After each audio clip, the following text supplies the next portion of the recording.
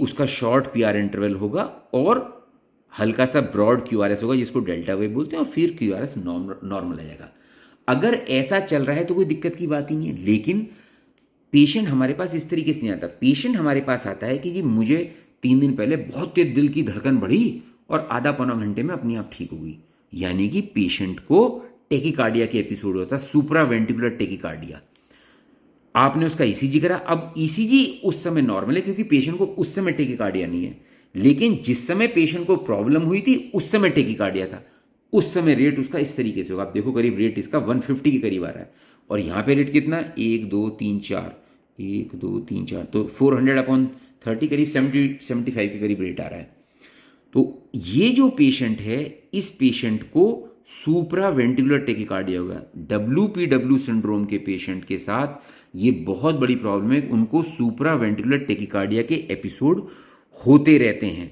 और ऐसे में अगर पेशेंट को बार बार सुप्रा वेंटिकुलर टेकिकार्डिया के एपिसोड हो रहे हैं, पेशेंट की धड़कन बढ़ जाती है, कई बार धड़कन इतनी बढ़ जाएगी, सपोज रेट जो है 300 हो गया, तो भैया वेंटिकल तो कॉन्ट्रैक्ट ही नहीं कर पाएगा, तो पेशेंट कोलैप्स भी कर सकता है। तो ऐसे में फिर हम इस एक्सेसरी पाथवे को सर्जिकली जला देते हैं, रेडियो फ्रीक्वेंसी एब्लेशन कर देते हैं, इस पाथवे को खत्म कर देते हैं और नॉर्मल पाथवे शुरू हो जाती है। तो ये जो पेशेंट है WPW सिंड्रोम का, अगर इसको ऑर्थोड्रोमिक टेकिकार्डिया हो जाए, उसको मैं समझाता हूं, तो पेशेंट आपके पास टेकिकार्डिया से आएगा, पेल्पिटेशन से आएगा। इसमें क्या होता है, ये most common form of tachycardia है इन WPW सिंड्रोम।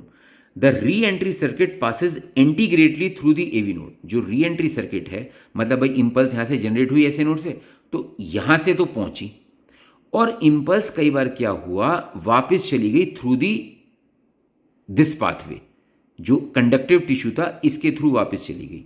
तो इसमें हुआ क्या कि the most common form of tachycardia, the re entry circuit passes anterogradely through the AV node and retrogradely through the accessory pathway. ठीक है, जो एंटी इसके थ्रू, रेट्रो इसके through. The ventricles are therefore depolarize in normal way.